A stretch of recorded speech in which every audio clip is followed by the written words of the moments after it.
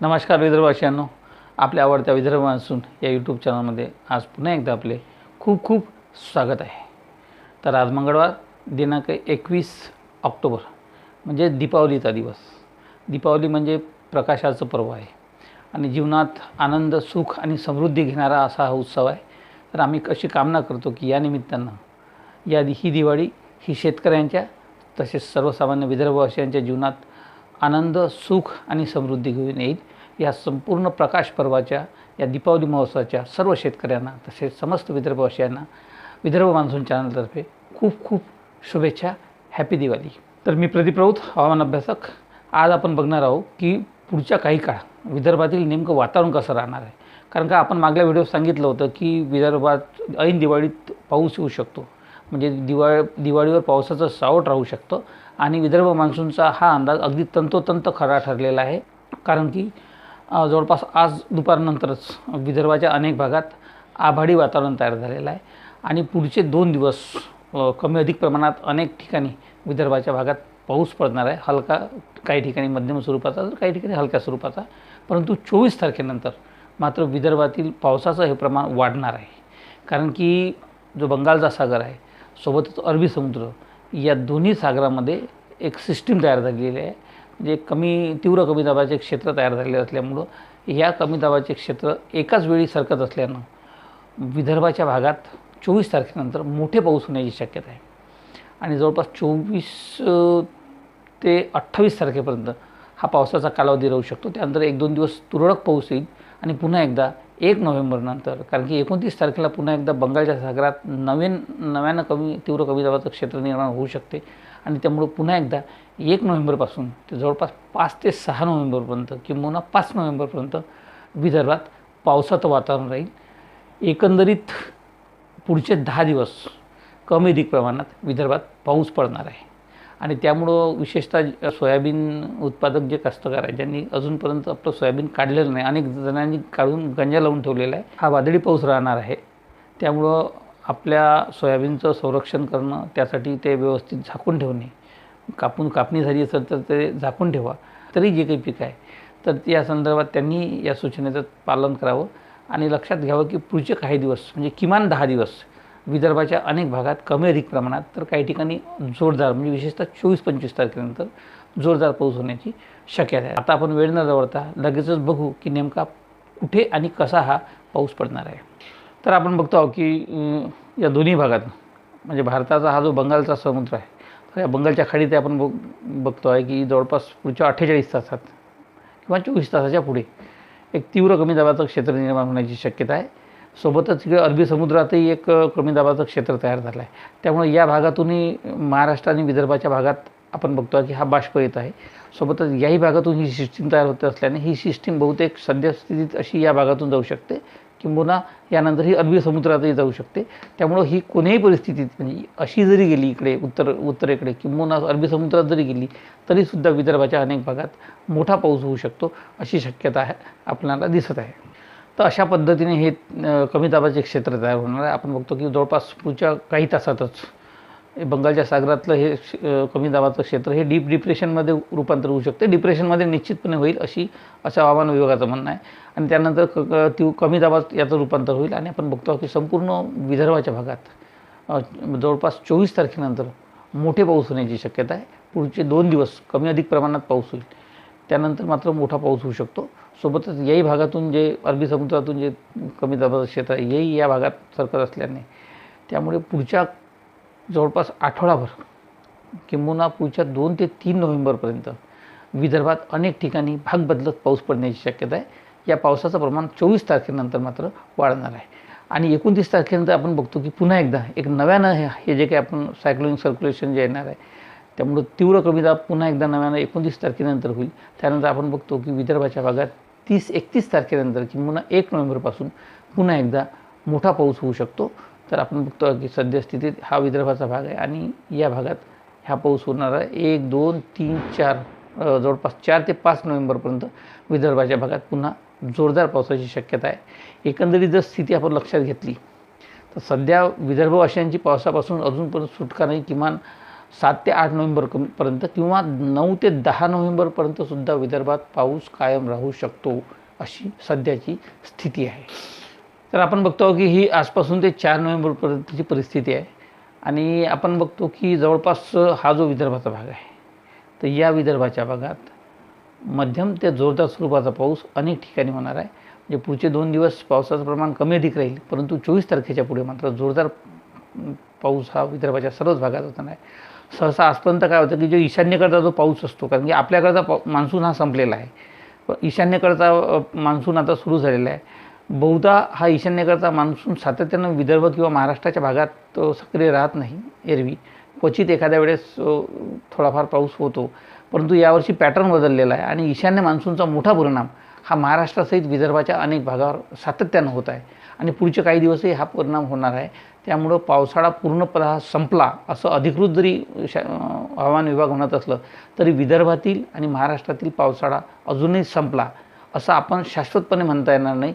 तो कागदोपत्री संपलेला आहे, परंतु ईशान्येकडचा पाऊस आज पुढचे काही दिवस हा विदर्भाच्या भागात सक्रिय राहणार आहे. या पावसाचं एकंदरीत जे काही या पावसाची व्याप्ती आहे ही कशी राहणार आहे हे जर बघितलं तर आपण इथे बघतो की जवळपास विदर्भाच्या अमरावती जिल्हा असेल, सोबतच इकडे यवतमाळ आहे, वाशिम, बुलढाण्याचा लोणार वगैरे मेहकर हा जो भाग आहे खालचा, सोबतच अकोला जिल्ह्याचा अकोट, तेलारा, कारंजा, पातूर वगैरे हा जो भाग, त्यानंतर इकडे नागपूर जिल्हा, चंद्रपूर जिल्हा, सोबतच यवतमाळ, गडचिरोली या जिल्ह्यामध्ये या पावसाचा मोठा प्रभाव राहणार आहे पुढचे 8 ते 10 दिवस.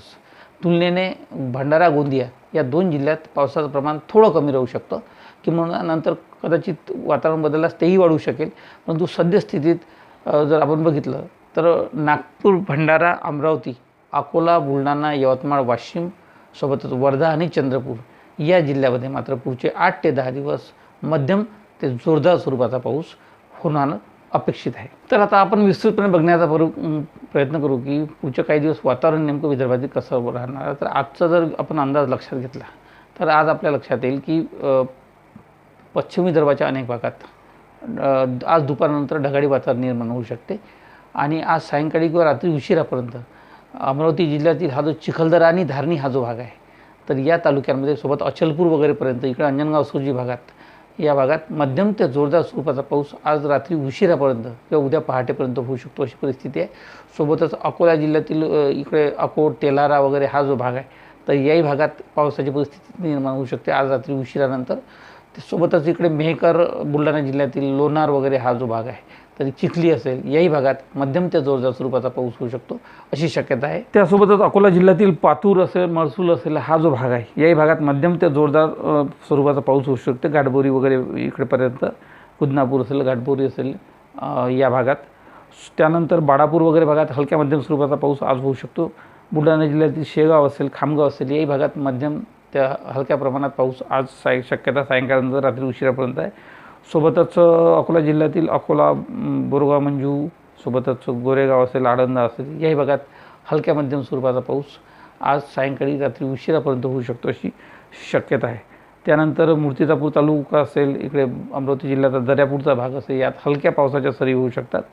त्यानंतर चांदूर बाजार, अमरावती जिल्ह्यातील धारणी, चिखलदरा, अचलपूर या भागात मध्यम ते जोरदार स्वरूपाचा पाऊस होण्याची शक्यता आहे. सोबतच इकडे मोर्शी आणि वरुड याही भागात हलक्या मध्यम स्वरूपाचा पाऊस आज सायंकाळनंतर किंवा रात्री उशिरापर्यंत होऊ शकतो. सोबतच वर्धा जिल्ह्यातील कारंजा असेल, तळेगाव असेल, तिकडे आर्वी आहे, आष्टी, वाढोणा, लाडगळ या भागात हलक्या ते मध्यम स्वरूपाच्या सरी आज सायंकाळनंतर रात्री उशिरापर्यंत होऊ शकतात. तर नागपूर जिल्ह्यातील हा जो काटोल, नरखेड, सावनेरचा जो भाग आहे, तर इकडे पांढुर्ण्यापर्यंत हलक्या मध्यम स्वरूपाच्या सरी आज होण्याची शक्यता आहे कोंडाळीपर्यंत. अशा फार उर्वरित नागपूरनंतर हा जो नागपूर, भंडारा, गोंदिया, चंद्रपूर वगैरे हा जो भाग आहे, या भागात फार काही पावसाची अपेक्षा आज नाही आहे, परंतु उद्यापासून मात्र याही भागात पावसाचं प्रमाण वाढवू शकते अशी स्थिती आहे. तर उद्या म्हणजे 22 तारखेला आणि 23 तारखेला विदर्भातील अनेक भागात ढगाळी वातावरण राहील. पावसाची शक्यता फार कमी आहे. स्थानिक वातावरण निर्मिती झाली तर काही ठिकाणी हलक्या मध्यम स्वरूपाचा पाऊस असू शकतो, परंतु 22-23 तारखेला फार काही जोरदार पाऊस नाही आहे विदर्भाच्या भागात. परंतु या भागात जे काही एक कमीदाब तयार होत आहे आणि हे सर्व कमीदाबाचं क्षेत्र विदर्भाकडे सरकत आहे आणि अरबी समुद्रातून जे काही बाष्प आहे याचा पुरवठा या भागात होत असल्याने 24 तारखेनंतर मात्र आपण बघतो की 24 तारखेत विदर्भाच्या सर्व भागामध्ये, विशेषतः ईशान्येकडच्या भागात, त्यामध्ये यवतमाळ असेल, चंद्रपूर, गडचिरोली या भागात, सोबतच वर्धा, नागपूरचा काही भाग, या भागात मध्यम ते जोरदार स्वरूपाचा पाऊस होऊ शकतो. 25 तारखेला आपण बघतो की 25 तारखेला जवळपास संपूर्ण विदर्भामध्ये मध्यम ते काही ठिकाणी जोरदार स्वरूपाचा पाऊस होणार आहे. विशेषतः नागपूर जिल्हा असेल, वर्धा, चंद्रपूर, गडचिरोली, अमरावती, अकोला, बुलढाणा, यवतमाळ, वाशिम या संपूर्ण जिल्ह्यामध्ये मध्यम ते जोरदार स्वरूपाचा पाऊस हा 25 तारखेला होणार आहे. तर 26 तारखेला बघतो की 26 तारखेला संपूर्ण विदर्भात मध्यम ते जोरदार स्वरूपाचा, तर काही ठिकाणी मुसळधार स्वरूपाचा पाऊस होण्याची शक्यता आहे विदर्भाच्या अनेक भागामध्ये, म्हणजे जवळपास संपूर्ण जिल्ह्यामध्ये 26 तारखेला मोठा पाऊस होणार आहे. आता आपण बघतो की 27-28 तारखेच्या दरम्यान एक नव्यानं तीव्र कमी दाब या भागात बंगालच्या सागरात तयार होत असल्यामुळं आणि इकडे अरबी समुद्राचाही जो काही हा कमी दाब जो आहे हा इकडे महाराष्ट्राच्या बाजूला सरकल्यामुळं या विदर्भाच्या भागातून एक ट्रफ रेषा तयार होणार आहे आणि यामुळंच 27 तारखेपासून विदर्भातील पावसाचं प्रमाण मोठ्या प्रमाणात वाढणार आहे. म्हणजे मुसळधार पाऊस विदर्भाच्या भागात 27 तारखेच्या पुढे होऊ शकतो. 27 तारखेपासून तर आपण बघतो की ही 27 तारखेची परिस्थिती आहे. जवळपास चंद्रपूर, भंडारा, नागपूर, अमरावती सोबतच वाशिम, यवतमाळ आणि अकोला या भागात अनेक ठिकाणी जोरदार ते मुसळधार स्वरूपाचा पाऊस हा 27 तारखेला होईल अशी शक्यता आहे. तर 28 तारखेपासून मात्र हा भंडारा, गोंदिया, गडचिरोली, चंद्रपूर या भागातील पाऊस कमी होईल 28 तारखेला. परंतु नागपूर, अमरावती, अकोला, यवतमाळ, बुलढाणा, वाशिम, वर्धा या भागात मध्यम ते जोरदार स्वरूपाचा पाऊस हा 28 तारखेलाही कायम राहू शकतो अशी स्थिती आहे. तर 29 तारखेला आपण बघतो की हे जे कमी दाबाचं क्षेत्र आहे हे विशाखापट्टणम मार्गे या भागात धडकणार आहे भूभागावर आणि त्यामुळं 29 तारखेच्या पुढे पुन्हा एकदा विदर्भातील पावसाची स्थिती ही आणखी वाढणार आहे.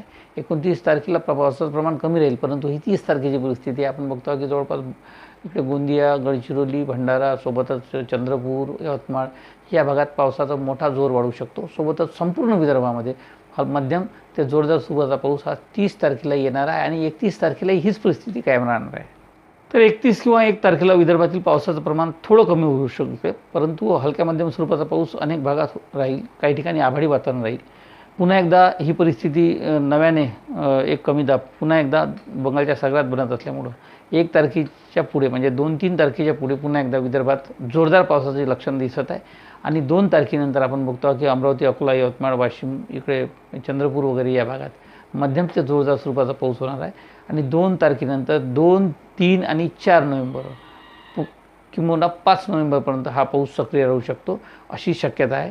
किंवा त्याही पुढे म्हणजे जवळपास 6-7 किंवा 8 नोव्हेंबरपर्यंत अशा पद्धतीचा पाऊस हा विदर्भात सक्रिय राहण्याची शक्यता आहे. 1 तारखेपासून पुन्हा एकदा विदर्भातील पावसाचं प्रमाण हे 30-31 तारखेनंतर वाढू शकते आणि 1-2 तारखेच्या पुढे पुन्हा एकदा नव्यानं पावसाची परिस्थिती निर्माण होऊ शकते अशी एकंदरीत शक्यता दिसत आहे. तर आपण बघतो की 3 नोव्हेंबर जी परिस्थिती आहे तर 3 नोव्हेंबरला सुद्धा विदर्भात पावसाचं प्रमाण वाढू शकते. 3 आणि त्यानंतर 4 तारखेला इकडे चंद्रपूर, गडचिरोली या भागात जोरदार पाऊस होऊ शकतो 4 आणि 5 तारखेला.